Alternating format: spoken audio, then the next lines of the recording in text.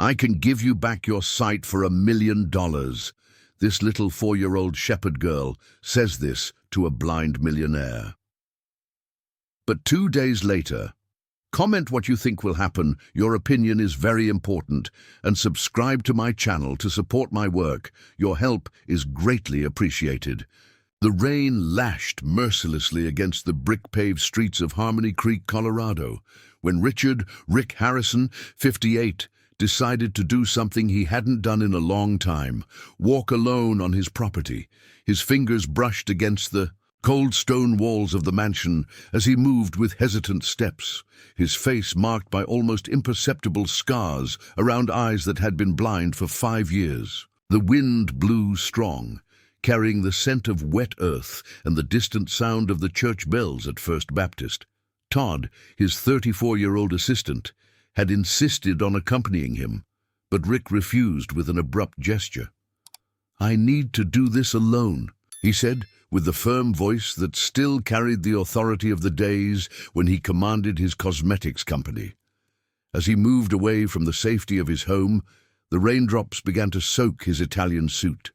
His shoes sank into the mud, but he continued walking, guided only by the memory of the land he had known so well. The sound of the storm drowned out the bitter thoughts that had haunted him since the chemical accident that had left him blind. That's when his right foot found no support. In a matter of seconds, Rick felt his body slide down the muddy embankment. He tried to grab onto something, but his hands only found empty air. The fall seemed to last an eternity until his body hit the ground with a dull thud. "Mister, do you need help?" The childish voice cut through the roar of the storm like a ray of sunshine through the clouds. Rick tried to orient himself toward the sound, feeling the mud running down his face. "Who's there?" he asked, trying to maintain his composure despite the humiliating situation. "I'm Lily," the voice replied. "I'm 4 years old and I'm looking for my goats who got scared by the rain." Small steps approached, and Rick felt tiny hands touch his arm. "Come on, there's a safe place nearby," said the girl, her voice conveying a surprising confidence for someone so young. With Lily's help, Rick managed to get up. His muscles ached, but his wounded pride hurt even more. The girl guided him with impressive skill, describing each obstacle in the way with adult precision.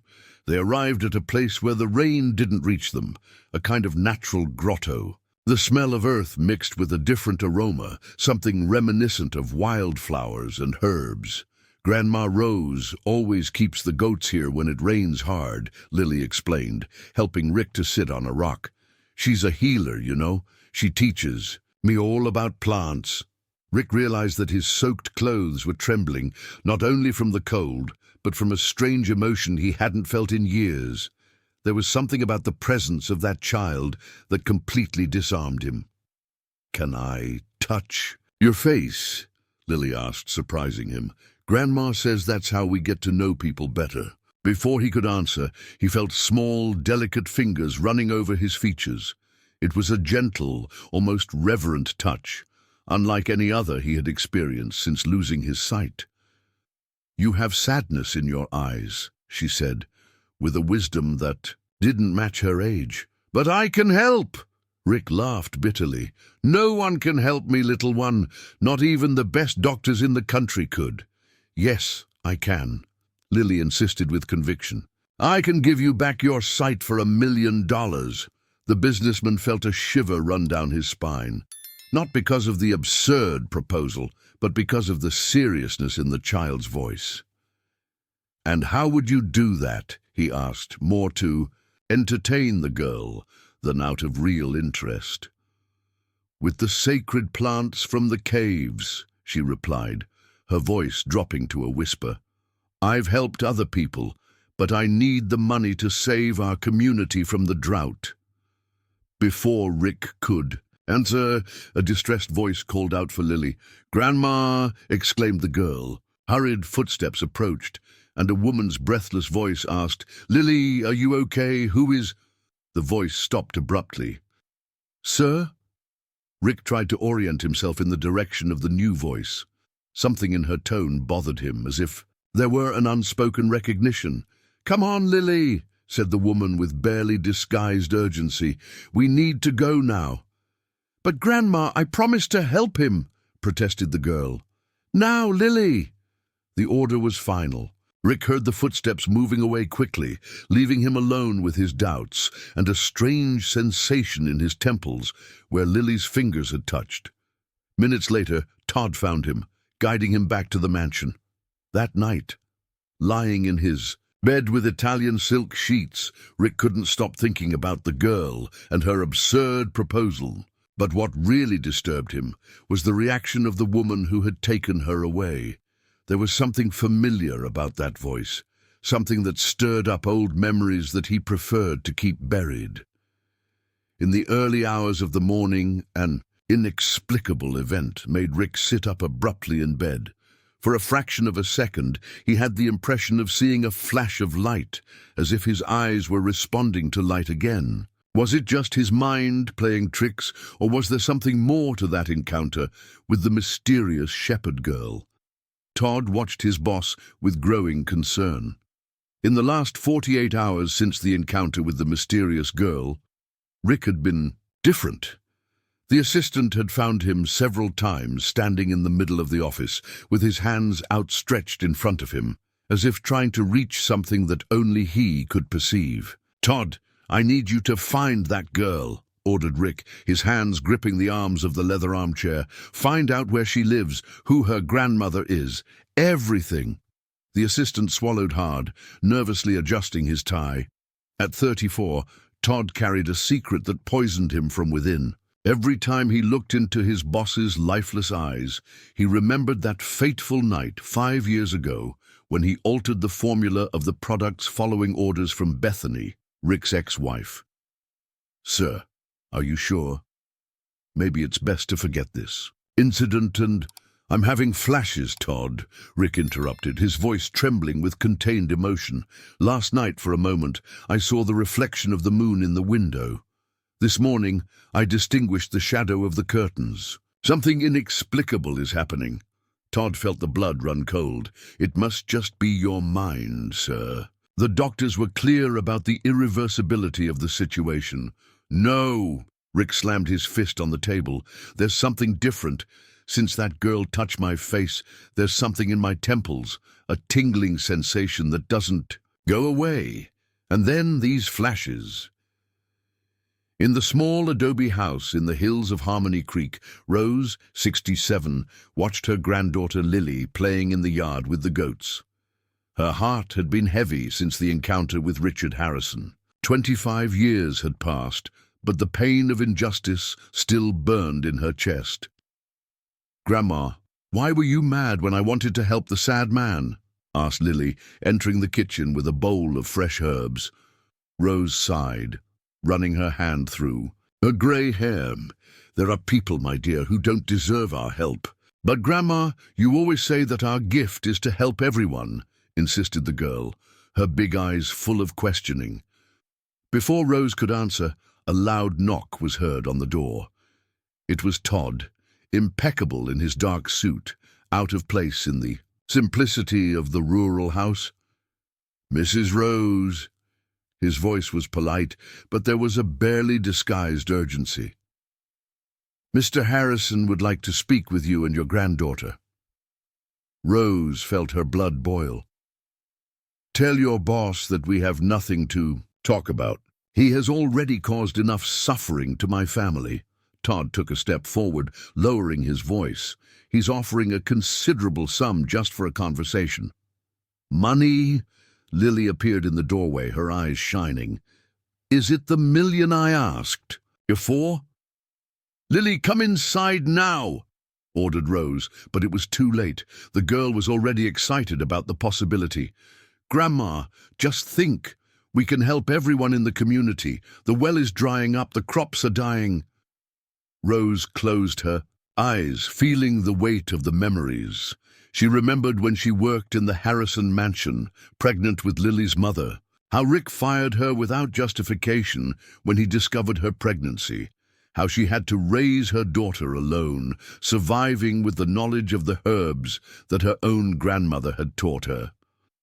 "Tomorrow," she said finally, her voice full of resignation, "we'll go tomorrow, but with one condition. I want to speak with him alone first." The next morning, the Harrison mansion received its visitors. Rose, still proud despite her age, and Lily marveling at the luxury of the place. Todd led them to the office where Rick was waiting. "Mr. Harrison," Rose's voice cut through the air like a blade, 25 years have passed, but your office remains exactly as I remember it." Rick, who was standing near the window, turned abruptly. "That voice, now I remember. Rose, the former housekeeper. The same one you fired when she was pregnant, without rights, without explanations." The silence that followed was dense as fog. Todd, in the corner of the room, felt his heart pounding. The revelations of the past could easily lead to revelations of the present. "I was another man back then," said Rick, his voice softer. "Blindness. It teaches us a lot about humanity." "I didn't come here for your belated moral lessons," Rose interrupted. "I came because my granddaughter insists on helping, even those who don't deserve it." At this moment, Lily, who had been quietly observing everything, approached Rick. Without asking permission, she touched his temples again. "The plants are working," she said simply. "I can see the light wanting to come back." Rick shuddered. At the very moment the small fingers touched his skin, a stronger flash of light crossed his darkness. For a very brief moment, he distinguished shapes, colors. "What did you do?" he asked, his voice choked with emotion. "I used the paste from the blue flower of the caves," replied Lily. "But it needs more, much more. And it only grows on the full moon." Todd watched the scene with growing panic. If Rick regained his sight, how long would it take to discover the truth about the accident? His cell phone vibrated. It was a message from Bethany. "Don't let this charade continue. You know what's at stake." "How much?" asked Rick, his voice trembling. "How much do you want to do the complete treatment?" "1 million, replied Lily with the same conviction as the first time. "But it's not for me. It's to save our community." Rose intervened. "Lily, it's not that simple." "Yes, it is, Grandma," interrupted the girl. "You always say that our gift is sacred, that it came from the ancients, that it needs to be used for good." At that moment a thunderclap shook the windows of the mansion. A storm was approaching, as intense as the one that had brought those unlikely lives together days ago. "I accept," said Rick, "but with one condition. The treatment will be done here in the mansion. You two move in here until it's finished." Rose felt a shiver run down her spine. Returning to live in that house, reliving the memories, facing the ghosts of the past. But looking at her granddaughter, she saw in her eyes the same determination that her own mother had when she healed people with her ancestral herbs. What no one noticed was Todd's discreet movement leaving the room, his hands trembling as he dialed a number on his cell phone. The voice on the other end was cold as ice. "I don't care how, Todd. Stop this treatment, or we'll all lose a lot, more than money." The move of Rose and Lily to the mansion completely transformed the routine of the place. The aroma of drying herbs filled the corridors, previously dominated by the smell of expensive cleaning products. In the old ballroom, now transformed into a workspace, dozens of plants harvested from the caves were separated and prepared meticulously.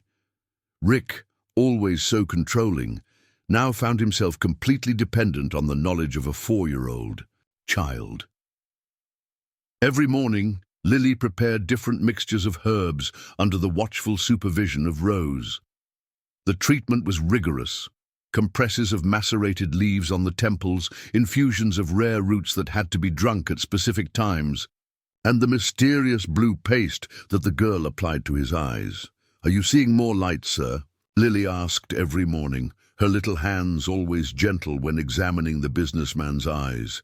"Yes," replied Rick, trying to contain the emotion. Yesterday, during sunset, I was able to distinguish the outline of your silhouette. Todd watched, everything with growing apprehension. Bethany's calls became more frequent and threatening. She's planning a surprise visit, he thought, his hands sweating as he organized the documents in the office. One particularly hot afternoon, while Lily napped after an intense treatment session, Rose found Rick sitting alone in the garden. "You can't imagine how much I hated this garden," she said, her voice carrying decades of bitterness. "I spent hours taking care of these rose bushes while carrying my daughter in my womb. And one day, without further ado, you dismissed me." Rick turned his face towards the voice. "What happened to her? Your daughter?" A heavy silence settled before Rose answered. "She passed away 2 years ago. She left Lily in my care." "I'm sorry," murmured Rick, and for the first time in his life he really meant it.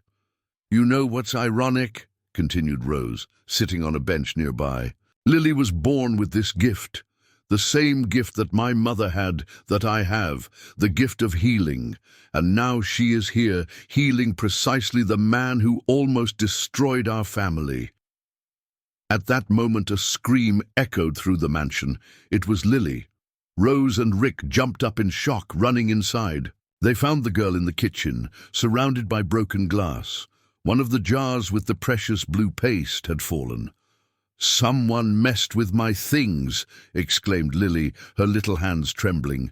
"The plants were different from how I left them." Todd, who had also arrived, attracted by the noise, paled visibly.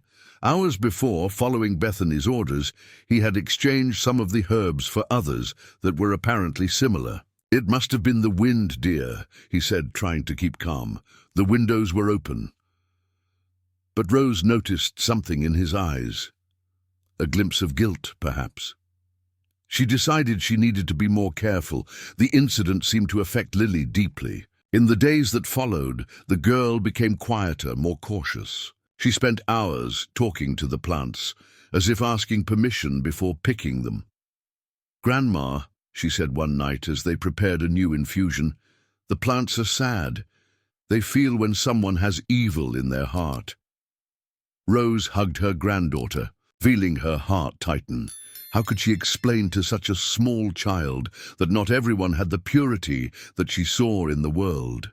Meanwhile, Rick was experiencing changes that went beyond the physical vision that was beginning to return. For the first time in his life, he was learning to see with other senses. Through conversations with Lily, he was discovering a wisdom that he had never found in his business meetings. "Do you know why the blue flower only grows in the caves?" Lily asked one morning as she applied the paste to his eyes. "Because it needs the darkness to shine, just like you." These words hit Rick like a bolt of understanding. How many times, in his blind pursuit of power and money, had he ignored the true light that came from the simplest things? But not everything. Was moments of reflection and healing. A growing tension hung over the mansion. Todd was increasingly nervous, especially after receiving an enigmatic message from Bethany. "I arrive in 3 days. Prepare yourself." The assistant knew he needed to act fast. If the treatment continued at the current rate, Rick would regain his sight before Bethany arrived. And then all the secrets would come to light. One full moon night, when Lily and Rose had gone to collect the precious blue flowers in the caves, Todd sneaked into the room where they kept the herbs. With trembling hands, he began to switch the labels on the jars, replacing some plants with others that were apparently harmless. What he didn't expect was to find, hidden among Rose's preparations, an old and worn notebook. As he opened it, his heart almost stopped. It was a detailed diary of the years that Rose worked in the mansion, including notes on irregularities in the cosmetics company, including the development of products without adequate testing. "Oh my God," whispered Todd, realizing that this notebook could expose not only his own crimes, but decades of company irregularities. The sound of footsteps made him quickly put the notebook away and leave the room. In the hallway, he bumped into Rick. "Todd, what were you doing in the herb room?" Before he could answer, a sharp scream cut through the night. It came from the direction of the caves. "Lily!" Rose's desperate voice echoed through the property. At that instant, something extraordinary happened. Rick, moved by an instinct he didn't know he possessed, began to run in the direction of the scream.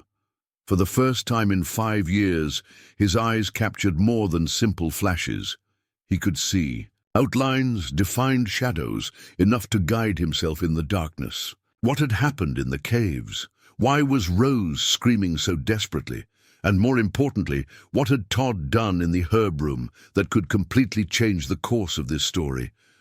The echo of the scream still reverberated off the rocky walls. When Rick arrived at the caves, followed by Todd, the scene they found was disturbing. Rose was kneeling near the entrance, holding Lily in her arms. The girl was pale, breathing with difficulty. "What happened?" asked Rick, approaching with uncertain steps, but for the first time managing to distinguish shapes more clearly in the twilight. "She fainted suddenly," replied Rose, her voice trembling. "She was picking the blue flowers, talking normally, and then she just collapsed." Todd watched the scene with a mixture of guilt and terror. Hours earlier, he had altered not only the herbs of the treatment, but also contaminated some of the flowers in the cave with a chemical that, according to Bethany, would only neutralize their medicinal effects. Had he done something much worse? "We need to take her to a hospital," he said, trying to keep his voice steady. "No!" exclaimed Rose. "Hospitals don't understand our methods. I can take care of her. I know what to do." But when they tried to move Lily, the girl moaned in pain, and a trickle of blood ran from her nose. Rick, even with his limited vision, realized the gravity of the situation. "Enough!" His voice sounded authoritative, as in the old days. "She's going to the best hospital in Denver now. Todd, call the helicopter." During the emergency flight, Rick held Lily's small hand, feeling it cold and fragile between his fingers. Something had changed inside him in recent weeks. The man who once fired a pregnant employee without thinking twice now felt his heart tighten for a child he barely knew. At the hospital, after several tests, the diagnosis came as a blow. Lily had a severe congenital heart condition.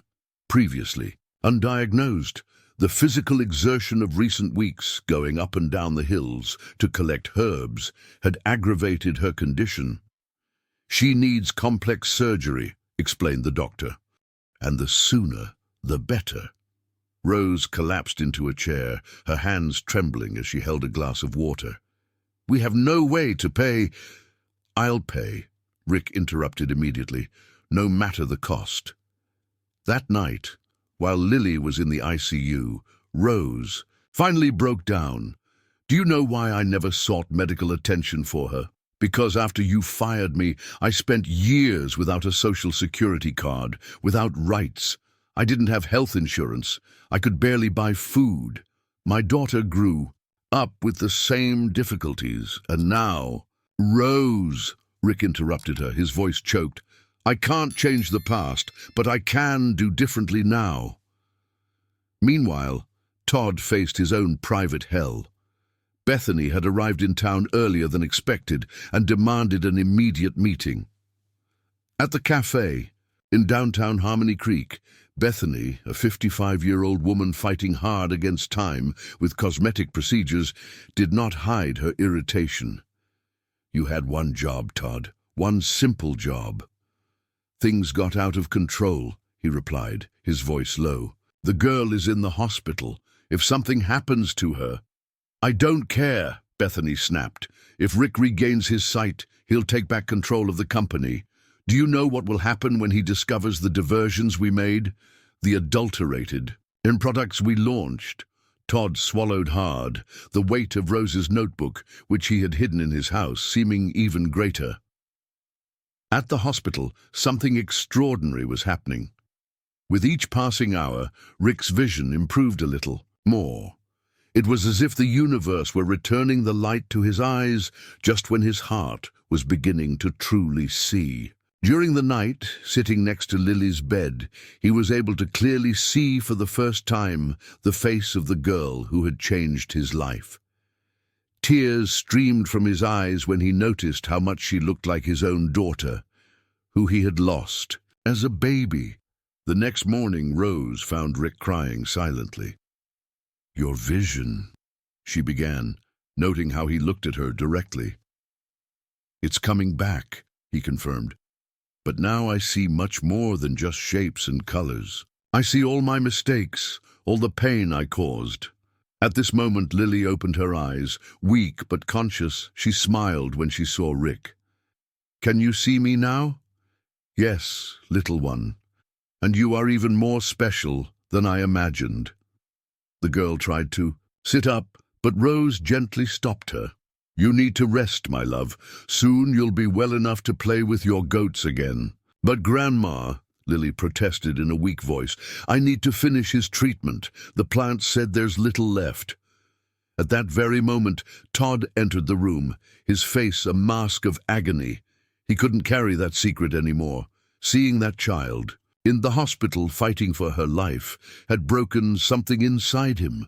"Mr. Harrison," he began, his voice trembling, "I need to confess something." But before he could continue, a nurse rushed into the room. "Excuse me, the morning tests showed a complication. We need to take the patient for new tests urgently." Panic gripped the room. As they took Lily away, Rose began to pray softly, an old prayer that her grandmother had taught her. Rick, now able to see with almost complete clarity, noticed something that disturbed him deeply. Purplish spots were beginning to spread across the girl's arms. "Doctor!" he called to the passing. "Doctor!" "These spots." The doctor examined quickly and his face turned serious. "We need to run a battery of toxicology tests. This looks like a reaction to some chemical." Todd felt his legs weaken. At that moment, his cell phone vibrated with a message from Bethany. "News from the hospital. The plan worked better than we expected." The assistant looked at the message, then at Lily being rushed down the hallway, and finally at Rick, who could now see the world clearly again. He knew that the moment of truth had arrived, no matter the consequences. But before he could open his mouth, a code blue sounded on the hospital loudspeakers. The medical team ran towards the exam area, and the world seemed to stop for a moment. The code blue echoed through the hospital hallways as a team of doctors and nurses rushed to the exam room. Rose fell to her knees, her prayers now mixed with desperate sobs. Rick, who now saw with frightening clarity, noticed something in Todd's face, an expression of guilt so deep that it could no longer be contained. "What did you do?" asked Rick, grabbing his assistant by the collar. "Talk!" I just wanted to neutralize the herbs," Todd confessed, trembling. "Bethany gave me a chemical, said it was safe." At that moment, a doctor came rushing out of the exam room, her eyes searching for Rose. "Ma'am, I need to know exactly what plants your granddaughter handled in the last 24 hours. She's having a severe allergic reaction." "The blue flowers from the cave," replied Rose, struggling to her feet, "but she's never had a problem with them before." "Because someone contaminated them," Rick interrupted, his voice laden with contained fury. Turning to Todd, he continued, "Just like you contaminated my products 5 years ago, didn't you?" The silence that followed was deafening. Todd, cornered, began to speak as if a dam had broken. It was Bethany who planned everything. She wanted to take control of the company, said it would only be a small change in the formula to force his temporary removal. "I never imagined it would cause permanent blindness. And now you tried to do the same to an innocent child." Rick roared, years of bitterness turning into a rage that startled even the hospital staff passing by. "Mr. Harrison," the doctor interjected urgently, "we need to focus on saving the girl now. What chemical was used on the plants?" Todd, trembling, took out his cell phone and showed the message from Bethany with the specifications of the product. The doctor's eyes widened as she read, "This is a highly toxic industrial agent. How could someone—" She did not complete the sentence, running back to the exam room. Rick released Todd, who slid down the wall to the floor, sobbing. "There's more," said the assistant between tears. "Rose kept a diary of the years she worked at the mansion. She documented all the irregularities of the company, including inadequate product testing. Bethany found out and—" "Where is this diary?" asked Rose, approaching with flashing eyes. "In my house. I can get it." "You're not going anywhere," declared Rick, gesturing to the hospital security guards. "Keep an eye on him," he ordered, handing his cell phone to one of the guards, "and record everything he says." The following hours were a whirlwind of events. While the medical team fought to stabilize Lily, Rick used all his influence to mobilize authorities. Bethany was located trying to board a flight abroad and detained at the airport. In the hospital room, Rose did not leave her granddaughter's side. Her wrinkled hands prepared compresses with herbs that she always carried with her, complementing conventional medical treatment. "Grandma," whispered Lily, when she finally regained consciousness. "The plants, they were different. I tried to warn you." "Shh, my love." Rose stroked her hair. "You did everything right. It was the evil of others that caused this." Rick watched the scene from the doorway of the room, his heart heavy with a mixture of gratitude and guilt. His vision, now fully restored, allowed him to see with painful clarity the result of years of wrong decisions. "Rose," he called softly, "may I come in?" The lady nodded, and Rick approached the hospital bed. Lily, despite the paleness and spots that still marked her skin, smiled when she saw him. "Can you see me right now?" she asked, her voice still weak. "Yes, little one. And you know what else I'm seeing? How foolish I've been for so long. How much I hurt good people like your grandmother, like your mother." "But you're different now," said Lily, with the wisdom that seemed to come from other lives. "Your colors have changed." At this moment, the doctor in charge of the case entered the room with the latest tests. His face was more relaxed. "The spots are receding and the vital signs are normalizing," he announced. "But we still have the issue of the heart." "I've already arranged everything," said Rick. "The best specialists in the country are on their way, and—" He hesitated, looking at Rose. "If you allow it, I would like to do more than that." Taking an envelope from his pocket, he handed it to Rose. Inside were property documents, not only of a new house in the best area of town, but also of a large preserved area that included the caves where the blue flowers grew. "It's the least I can do," he said, his voice choked. "I want to ensure that these plants and your ancestral knowledge are preserved. And more importantly," he took a deep breath, "I want to create a foundation for natural medicine research, with you as director, Rose. Your knowledge can help many more people." Rose held the documents with trembling hands, decades of struggle and suffering weighing on her shoulders. "And what about your company, the adulterated products?" "I've already notified the relevant authorities," replied Rick. "Bethany and all those involved will answer for their crimes. As for the company—" He made a significant pause. "I intend to completely restructure it. No more cutting costs on safety, no more ignoring lives in the name of profit." "And the $1 million I asked for?" Lily asked, surprising everyone with her question. Rick smiled, sitting on the edge of the bed. "The $1 million will only be the beginning, little one. Your community will have much more than that. But first—" He held her little hand in his. "We need to take care of your heart." At that moment, a nurse rushed into the room. "Doctor, the specialists have just arrived by helicopter, and there's one more thing." She hesitated, looking at Rose. "They found something very strange in the girl's latest tests." The nurse handed the tests to the doctor, who studied them with an expression of growing amazement. The silence in the room was dense, broken only by the constant beep of the heart monitors. "In 30 years of medicine," the doctor began, "I've never seen anything like it. The cells of her heart are regenerating spontaneously." Rose let out a muffled exclamation. For generations, the women in her family had kept a secret. It wasn't just the plants that healed, but something in their own blood, an inexplicable ability to regenerate that manifested in different ways in each generation. "That's why she always recovered so quickly from injuries," whispered Rose, stroking her granddaughter's hair. "Just like my mother." The doctor flipped through the exams, marveling. "The heart condition still exists, but the damaged tissue is being replaced by new, healthy tissue. It's as if her body has awakened a self-healing mechanism." "The blue flowers," said Lily, her voice stronger now. "They protected me from the bad poison. Grandma always says that the plants take care of those who take care of them." Rick, who watched everything with his newly healed eyes, felt a deep emotion take over his chest. In a few weeks, his life had been completely transformed by that little girl and her grandmother. It wasn't just his physical vision that had returned. It was as if he had awakened from a long spiritual slumber.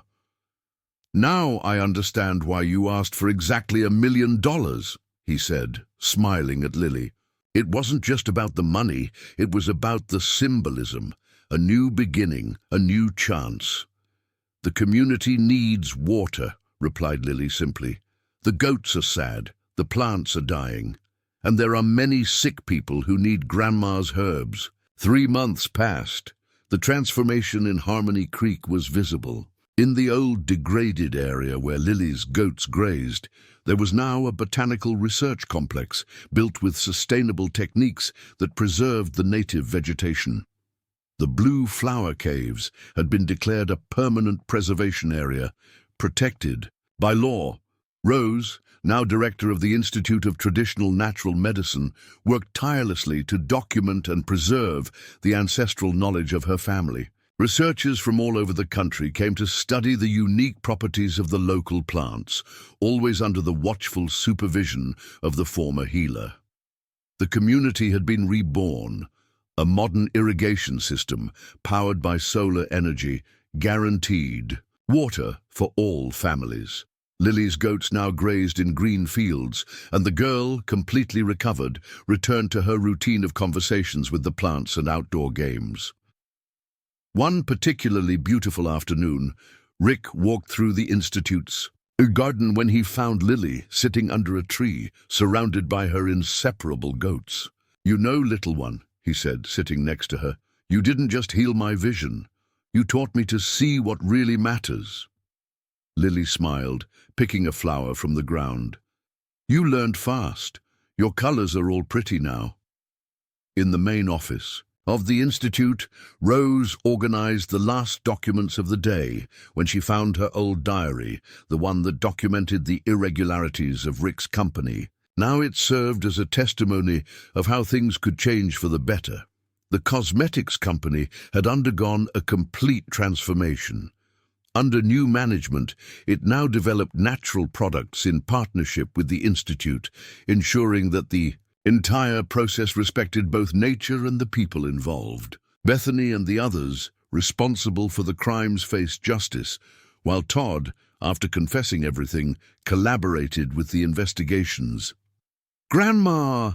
Lily ran into the office, her eyes shining with excitement. "The blue flowers! There's something different happening with them." Rose and Rick followed the girl to the caves. The spectacle they found left everyone speechless. The blue flowers, normally solitary, had spread throughout the cave, creating a luminescent carpet that seemed to dance with the soft breeze. "It's a gift from them," said Lily, her eyes reflecting the blue glow, to show that they were happy with the protection. That night, as the community gathered for another of the celebrations that were now part of the local routine, Rick watched the sunset with profound gratitude. His gaze wandered across the green valley, the happy people who shared stories and food, the smoke rising from the aromatic herbs that Rose burned in her Thanksgiving ritual. "There's an old story," said Rose, approaching with a cup of herbal tea that talks about how true healing doesn't just come from the plants or the hands that prepare them, but from the heart that learns to love again. Rick nodded, understanding completely. His heart, once hardened by power and greed, had been transformed by the pure love of a child and the ancestral wisdom of a woman he had once wronged. Lily played with other children in the community, her laughter echoing through the valley. Her heart, now completely healed, beat strong and healthy. The purple spots had disappeared without a trace, as if nature itself had decided to protect its little guardian. "You know what's most amazing?" said the girl, running up to them with one of the blue flowers in her hands. "Now they grow anywhere. There is true love. They no longer need to stay only in the dark caves." And it was true. Small blue dots began to sprout throughout the valley, like stars fallen from the sky. It was as if the earth was celebrating along with them, reminding everyone that true wealth was not measured in millions, but in sincere smiles, in healing hands, in hearts that learn to forgive. "What do you see now, Rick?" asked Rose, watching. The businessman contemplated the horizon. "I see the future," he replied, smiling. "A future where ancient wisdom and progress walk together, where money serves to build, not to destroy, where a small shepherd girl can teach a blind businessman that the greatest miracles happen when we open our hearts." Lily, who was listening to the conversation, picked one of the blue flowers and placed it in Rick's hand. "Now you'll never be without light again," she said simply, "because the most important light is the one we keep in here." Udait, and so, under the starry sky of Harmony Creek, between the aroma of herbs and the sound of laughter, a story of pain and bitterness transformed into a story of love, healing, and redemption. Because sometimes you have to lose your sight to really learn to see, and it is the smallest hands that carry the greatest lessons.